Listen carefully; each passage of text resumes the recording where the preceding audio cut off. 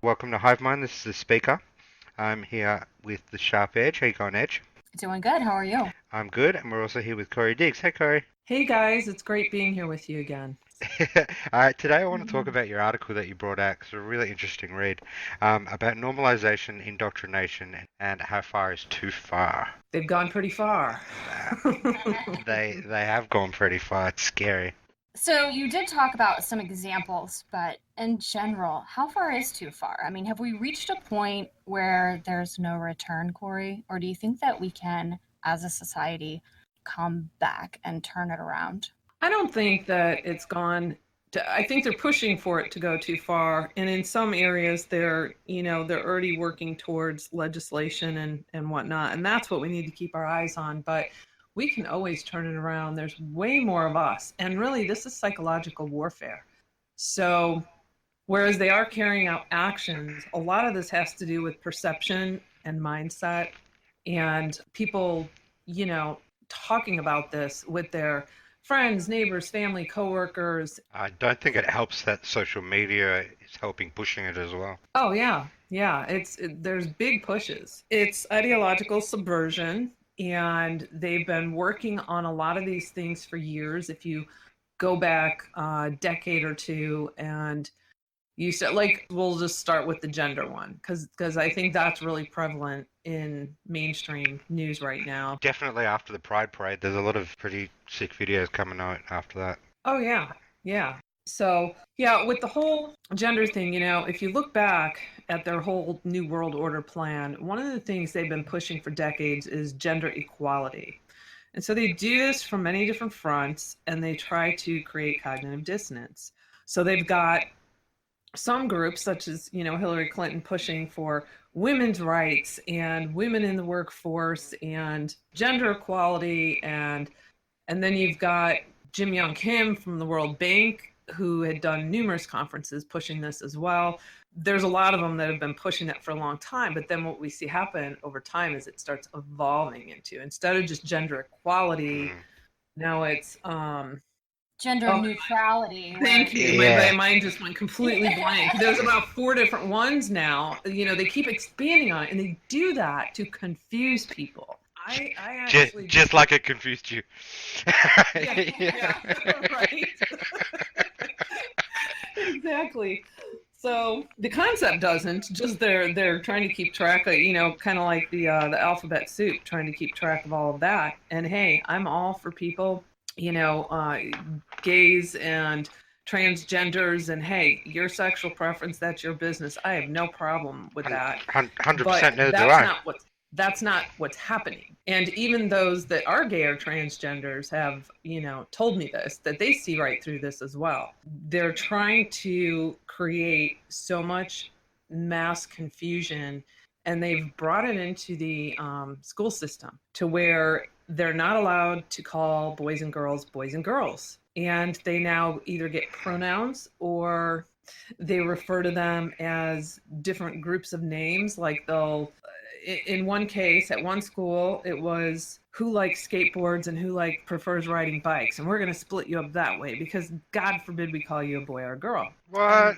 And what's sad about this is, and I have this in my article too, I called up my girlfriend and I said, hey, did you know that, your daughter's school district is doing this? She's like, what?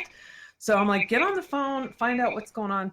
So she calls me back and says, yeah, they said that they are doing that. They're trying to be, it's the same crap, that they're brainwashing the teachers, and the teachers need to start seeing through this. So, and then they're brainwashing the parents too. But there's a lot of teachers that are infiltrated as well. True. So what they told her was, oh yeah, but if you want us to call her by her name or a certain pronoun or anything, you just let us know and we'll make sure all of her teachers know. And I'm thinking, what the hell?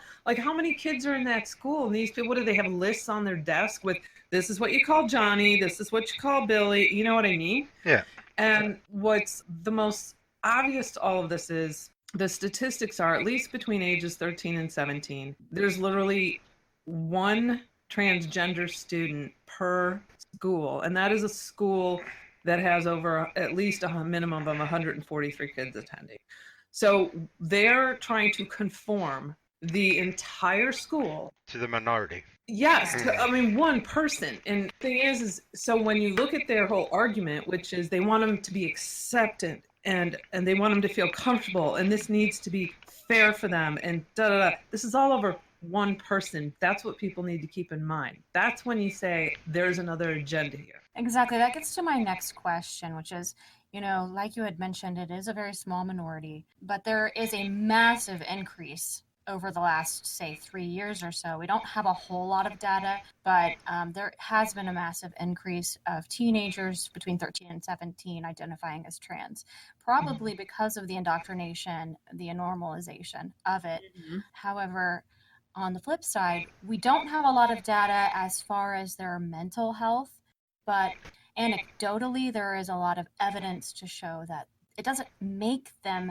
happier. It makes them oftentimes more confused and depressed and more anxiety ridden.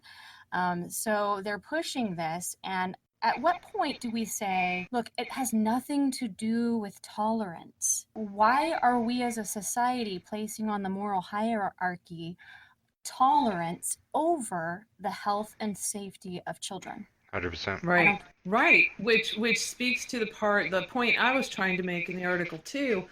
Just putting my mind inside that of a child, and with the ways that they're trying to teach now. And if you look through some of the documents of how they're telling teachers to handle various situations, I'm like, imagine the psychology of this. What kind of psychological damage and confusion this creates for children that say they go home from school and they want to tell their mom about the day they had, and they want to say how the boys were playing this game over here and it was great, and then they can't even, now all of a sudden their mind's having to stop and say, wait, is it okay for me to say the word boys? And so it's like a whole change of the way they think and process information. And they even went so far to tell the teachers to share their own personal experiences that are gender related, so they can show how it affected them in some way negatively, and then what they did to try to turn it around to a positive. So they're implanting them with these ideas that, you know what I'm saying? They're creating this massive level of confusion. And as that child grows up, they are now looking through a different lens. They're processing differently. They're using language differently. They're trying to eliminate certain words. It's absurd.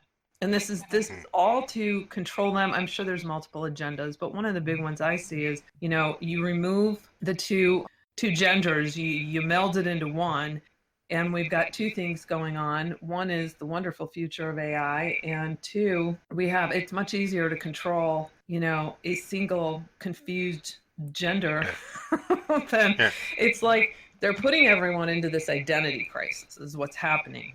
Yes, and I think that you did touch on in your article on just from a new world order sort of perspective, what the overall agenda is. And if you wanted to take down a society, then one way would be to break down the family. And if you are creating this gender fluid sort of society where it's no longer in vogue to get married, have children, etc., then you are breaking down that core structure, the belief system, a core pillar that upholds a society and all of the morals and standards and etc. that go along with it. Right. Exactly. Just like we saw, was it last year? I lose track of time, when they spent months bashing on men, trying to just completely emasculate men altogether. Then they switched over to white people across the board. I mean, you can see what they're doing, but what's concerning is a lot of people can't, because what they do is they get them to believe that, look, you need to accept this and you need to be compassionate. And then people are afraid to speak up because they feel like, oh my gosh, I'm going to come across as being, discriminatory or racist, Um, and so they don't or speak up or bigoted, sing. or yeah. And that's what we see happening with the whole Muslim infiltration. Same exact scenario. Those who speak out against it are labeled as being intolerant. And it's not a matter of tolerance, it's a matter of safety and well being of the children, primarily, and also the erosion of certain pillars of our society that keep us from breaking down the family and the Christian values that this country was founded on. Not that everybody has to be Christian. One of the Christian values that the society is built on is tolerance and freedom for all. Compare that to Sharia law values. Exactly. Right. Which, and that's the other thing too, is, and I've said this, I don't know if I said this with you guys last week or not, but I know I've had a couple of interviews recently where we talked about this a little bit.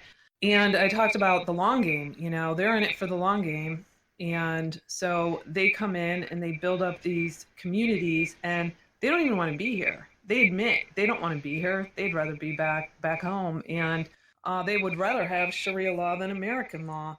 But they're building these communities up so they have the numbers, and then they can vote people in. And Well, they can vote people into government positions, into legal positions. It all benefits the long-term plan, like you said, of, Right. of infiltration and destruction, pretty much. If you just take a look at, say, London, for example, that is where we're headed. And they're probably, I don't know, 10 years maybe further along in that destabilization, in my opinion. I really worry about England. And I think that we still are in a position to put the brakes on that, but we need to wake more people up and tell people to stop. Like Imam of Peace, that has a huge following and takes a lot of risk in trying to open people's eyes and share his own knowledge of, who are the, trying to think of a good word for this here, your regular Muslims versus the terrorists and those trying to infiltrate. And he's, trying to bring awareness to all of that and wake people up. And so then all of a sudden this, targeted campaign against him starts, trying to say, oh, he's this. And now, boom, cognitive dissonance. Everyone's confused. Yeah. Do we believe what this guy says? Do we not? And it's funny how they they target shit like that, especially him being a Muslim, right? But then you see the hate and shit that's driven towards him just because he's speaking factual and he's speaking the truth, and he's providing you with the knowledge, and he's telling you what's going on, but yet he's getting all this backlash. And it's the same as black conservatives. Do you know what I mean? It's like it's full just hypocrisy at its finest. Right. It is. They will preach tolerance of everything except for the tolerance of diversity of thought. And if the moment someone departs from their agenda and their narrative, whether it's a black person, a female, a Muslim person, if they deviate from their narrative, they are no longer protected under those classes, in their opinion, because they do not accept diversity of thought. Right. And one thing I want to just mention to people, when you start seeing campaigns like this, targeted campaigns to take someone out who was reporting truth and facts, don't jump on that bandwagon. Take a step back and observe if the person is continuously putting out facts, and you can fact check it. I've got resources all over my website for people to use to fact check things. First off, use your intuition and your gut and your instincts. For God's sakes, people don't use those enough. They just listen to and believe what other people say. Second, fact check. Don't just react from emotion and jump on board with whatever this new wave is, and oh, well, my friend over here thinks that this is complete bogusness now because look, they're attacking him and they're coming up with this story. Well, look at the story.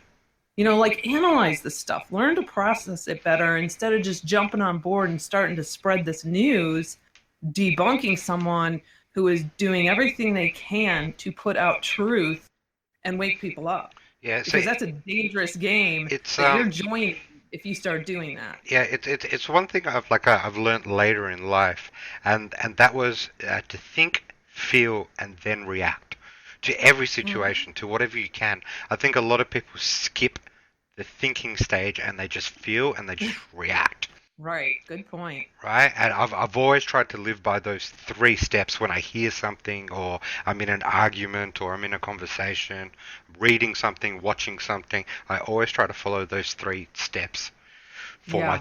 my train of thought. I think the school systems have been set up in such a way where they don't promote that critical thinking part. You're given information, you memorize, and then you repeat the information.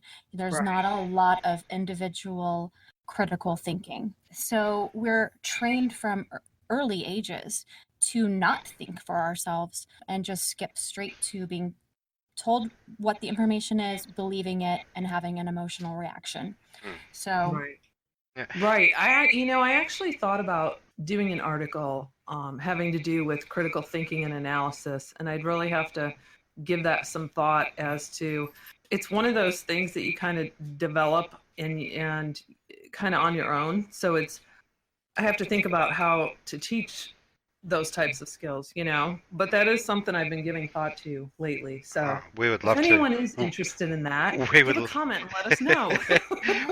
we would love to make that into a video, or try to at least. Simpler forms. Well, and the other thing, just before we do get off this article, is, the normalization, because which goes hand in hand with indoctrination, of course, but that's a really important one because we've been seeing this with, which I should have put this in the article, but with Satanism, them pushing it as though it's this wonderful church, and you see articles in mainstream coming out, and then all of a sudden there's this movie that's now being made that's going to be out on HBO eventually, and we see, of course, the wonderful sculptures and statues going up everywhere. And if you start looking through maps, you'll see them in many towns. Religious freedom, and where they just downplay the hell out of it. And so that's one. And the other one, of course, that's really, really big is pedophilia. And that's the one I want on everyone's radar. Yeah, and I've done a lot of reporting on that in my reports here. Yeah, the sexualization of children is getting really out of control, especially with drag kids. And this is stuff that, like, they're flaunting these kids on NBC, on morning talk shows, and they're trying to celebrate it, and it's fucking disgusting. Celebrating them and applauding them for their bravery. And yes, I understand, it must take a lot of bravery to do what they're doing. However, once again, how is that more important than the health and safety of the child? And I don't know why we are applauding that, the sexualization of children in any form, seeing those kids on videos that go viral, twerking at gay pride parades. And if anybody has had any experience with or seen gay pride parades, they're highly sexualized. So that's fine as an adult if that's what you choose. But I don't know why children are being put in those situations. It's just opening it up for situations that involve pedophilia. Exactly. There's old men on the streets throwing them money, and as though they're strippers. It's as though the parents are practically prostituting their kids out. It's really quite disgusting. Well, they are. They are prostituting their kids out because the parents are making a shit ton of money off these children. I mean, they've got social media followings, thousands, millions of people, right? They're going on talk shows. They're getting paid for appearances. Do you think that money's going to the kid? It's not going to a trust fund to help that child, right? It isn't. Right. And what I want to know is, are these boys that are doing this, what about their sexual orientation? Is this something they're just dressing up and having fun with? Or are they gay? Are they, transgender? Or 100%. You know what I'm saying? Yeah, but like the way I've kind of like seen it, it's as if like they've come to their parents one day and they've gone, "Hey, I want to dress up as a girl." But then when does like parenting come into it? I mean, like, you're 5 years old. Do you know what I mean? Like, when does the responsibility of the parents go? Don't do that shit, or like you're a boy, or do like whatever. But just give them some sort of factual direction and some help instead of letting them choose their way from the age of 5. I mean, that's what fucking parents are Right. there for, right? To Right. help nurture and develop their children. It goes back to the original question of how far is too far. I mean, back in the day, it wasn't a question of, is my child transgender if my child wanted to play dress up? It's quite normal for children to want to play dress up. Right. And that's totally fine. It doesn't mean they're transgender, and that doesn't even need to be a discussion. Well, and they're putting it out in TV shows and movies and mainstream and in magazines, photos, and they do everything to make this all seem normal. So now you have kids that are curious, well, do I maybe want to try that or try this? Right. Or it's creating a level of confusion. And hey, I'm all for freedom. People should experiment, do what they want. I don't care. Total non-judgment for me. But when they're that little and we've got parents calling their children babies because they don't want to assign them or even tell them of their gender, that's creating some serious confusion there. If you look a little bit into child psychology and how children's brains form, they need boundaries, they need definitions. Right. And once you start breaking down those barriers and everything's fluid, it becomes so confusing. It really, really does affect them long term as far as how they see the world. Yeah, agreed. Agreed. I just want to throw this in here real quick. Did you guys see that Sidney Powell is going to be General Flynn's counsel now? Yes. Love it. Yeah, I you're a love bit it. excited We just have about to throw that in in case anyone missed that important little tidbit. Yeah, that's so awesome. I think there's some great, great things, great news going to be coming for General Flynn in the near future. So that was a big step. Yep. We So like getting, good news. so getting back to this normalization thing, I did want to talk a little bit about some things you talked about in the article, and then something Speaker and I saw in the news just recently was the normalization of using drag queens, say like in libraries and various places to do story time. Mm-hmm. And this has been an ongoing story for a few years now, but just recently, the Houston Library had to issue an apology because one of their drag queens that was doing story time was actually convicted for sexual assault of an 8-year-old. Oh, wow. I didn't know that one. Yeah, Wow. I just heard about that today. So, yeah, I mean, where do you think pedophiles like to go? Of course, where there's going to be children. Right. So, I mean, it just seems like we're opening up these opportunities It's the same as for gender neutral bathrooms and shit, though. It's yes, like, exactly. it's like, of course, I mean, predators are going to take advantage of that situation. Right, all in the name of tolerance Hmm. instead of caring and protecting for the children. It's all about the tolerance. and people need to start really standing up, being vocal, being bold, not caring what other people think of them, and not caring if they try to label them or say they're being discriminatory or whatever. They need to start standing up and saying, look, this bookstore's in my town. We don't want this here, and rally some other people that agree. Or in the school system, I have a story in my article here about a friend of mine who took things upon herself about these books that they were having the children read and then write a report on.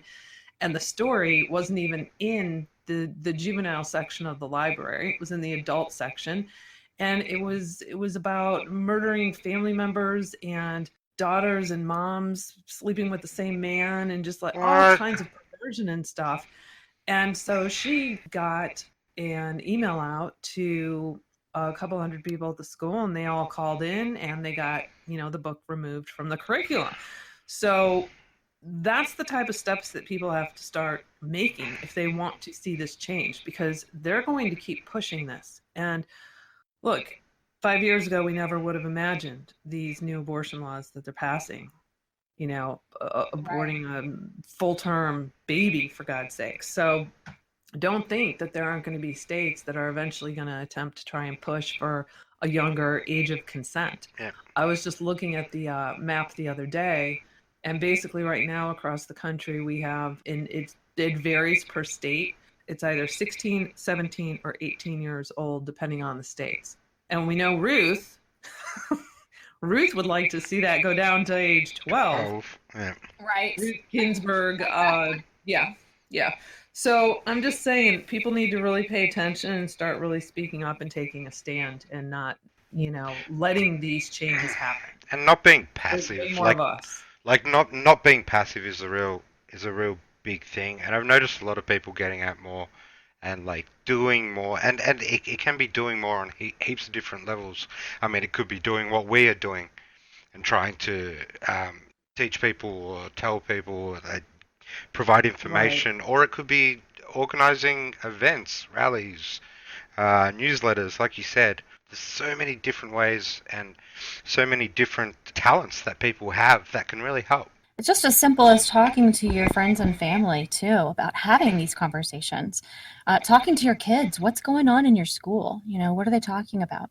Just really, becoming more aware is going to make a huge difference. It's so insidious. It's really like there's not one huge thing. It's the death by 1,000 swords.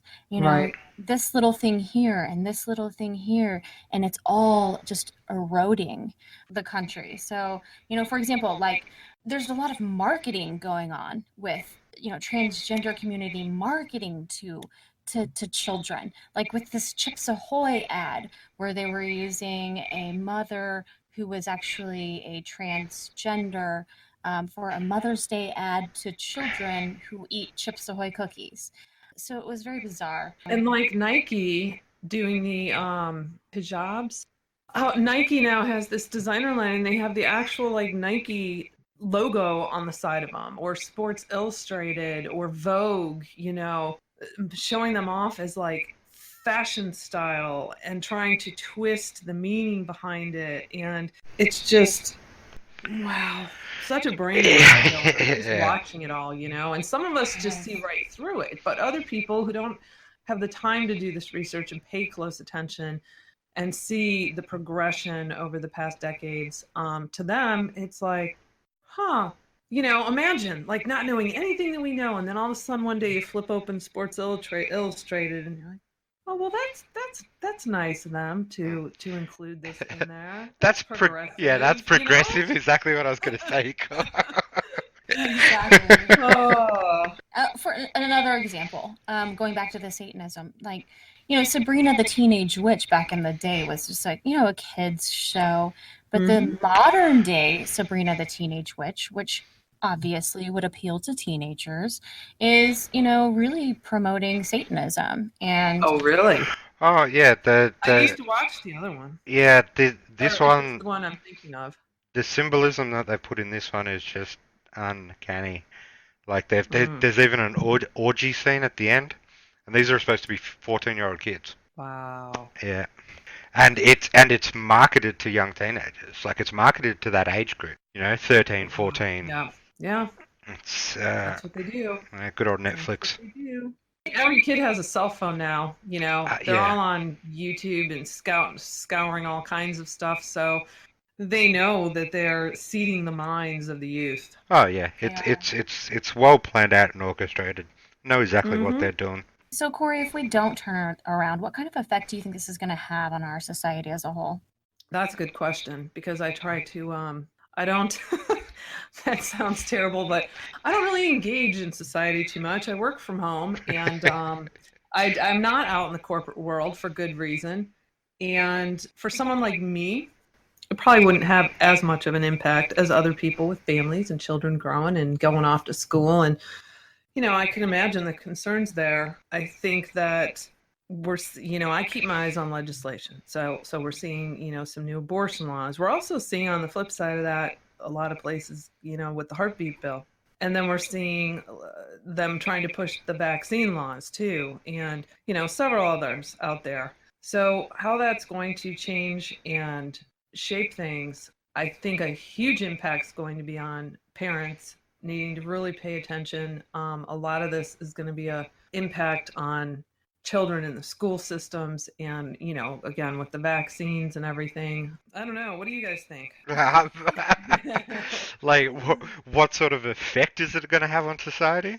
Yeah, if we don't turn it around, what Well, sort of effect do you think it'll have? we're gonna have a pretty much a Sodom and Gomorrah situation going on here. Hey, I'm curious. What are your vaccine laws over there, speaker? Is it similar as it is here? I got no idea. Oh, you okay. try, you Get try, back, get back to me on that one. I'm yeah. curious. I'll definitely have a look. You forget that I spend most of my time fighting for America, yo. Right? I I, know. We love you for it. I didn't even know who our prime minister was until like 2 weeks ago, until I had to vote. That's I awesome. was like, what the hell's going on here? I got to vote? Okay. So I'll vote for the right because I didn't think anything was going to happen with it. And then we ended up winning. I thought it was hilarious. I was laughing. I was laughing to Edge the day after. I was like, hey, we won. It is really amazing though how many people from other countries are like with us in this fight, It's incredible. Yeah, it only makes sense to me though, because the root of a lot of things in Western society is coming out of America. Your country is a beacon of light for the rest of the world, and the way that I see it is, if America falls, it's very quickly the rest of the West will follow it. Right. So true. Well, one thing's for certain, this is going to be a long battle. We're in this for the long run. Yeah, absolutely. 100%. I think I'm pretty much committed at this stage. Hey, I want to make sure I bring this up that there was another guilty plea today in the preferred family healthcare investigation that's been going down in Arkansas. I don't know if you guys saw that or not. And I want to just read a portion from the press release from the Department of Justice because I want people to understand the magnitude of this. So, if anyone hasn't read my two-part series on the Arkansas swamp, there's a mass scale investigation that's been going down there for a couple of years now. We've had multiple indictments. We've got, it's interesting. I was looking at my little key chart I made. I had cross referenced a bunch of indictments to try to, because they say, that we've got person 1 through person 19. That's how many people are listed. Then we have employee A through K. We've got Arkansas Senator A, B, and C, 2 of which have now officially been indicted. 1 actually pled guilty. We're waiting on the sentencing, which interestingly keeps being pushed back. Like, you don't push sentencing back once you have the guilty plea. So that's been pushed back 4 times. He happens to be the one, Henry Wilkins the fourth, former state senator of Arkansas, who's got very close ties with the Clintons, which I cover in part 2 of that swamp. So we also have Arkansas executive branch official A, B, and C. And we've got Missouri Senator A, B, and C, Missouri representative, law firms, you get the idea. Lots of people in here, a lot of indictments we haven't seen yet. Now, Jeremy Hutchinson, former state senator and nephew to ASA Hutchinson, was just indicted, I think it was in April. It was either April or May. It was recently. And I had him in here because I knew that he would eventually be indicted. He's also been indicted on another case that prior to this. And so what we have is one of the executives of Preferred Family Healthcare, which basically what they're saying is, okay, Preferred Family Healthcare I should say, this big mental behavioral conglomerate that covers 5 states: Illinois, Missouri, Arkansas, Oklahoma, Kansas. Now, since this, they've kind of closed them up in Arkansas. So they had government contracts. They were getting Medicaid, federal grants. They dealt with children, adults, even up through placement services with children. And they were scraping, the system of Medicaid, pulling in all this extra money, falsifying documents, and then they were using the money to campaign and stash over to these legislators who would then make sure that legislation went their way. I personally know there's a bigger story to this. I'm actually working on that right now. So I've suspected that for a long time. There's other angles here, but as far as what's being reported and what's in these indictments, it's all about wire fraud, money laundering. We even have one, in fact, it's Henry Wilkins. is the one. He was a pastor at a church. He was funneling some of the money, laundering it through the church. So these are the people, running the system there. And most of these are happening in Arkansas and Missouri, because Missouri is kind of preferred family healthcare's main hub. So Robin Ravendran was pled guilty today, and he was the executive vice president and director of operations and analyst. Now, the reason I'm bringing this one up is because this directly ties to Jeremy Hutchinson. And I'm going to read what they say here. So they're saying Ravendran admitted that he participated in a conspiracy to bribe then Arkansas State Senator Jeremy Young Hutchinson, who is charged in a separate case, in order to influence and reward Hutchinson in exchange for Hutchinson taking legislative and official action favorable to preferred family health care and its executives. According to the plea agreement, he also worked with Rusty Cranford, who's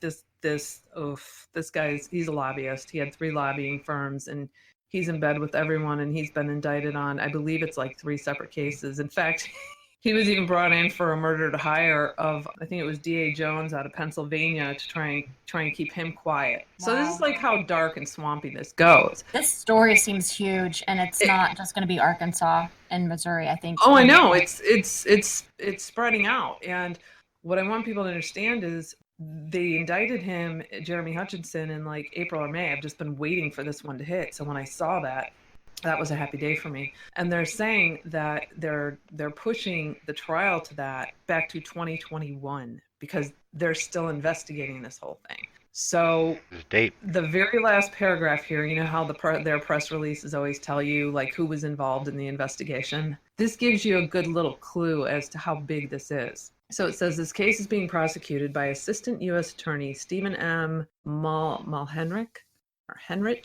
Western District of Missouri, and trial attorney Marco Palmieri with the Public Integrity Section of the Department of Justice. It was investigated by IRS Criminal Investigation, the FBI, and the offices of the Inspectors General from the Department of Justice, Labor, and the Federal Deposit Insurance Corporation.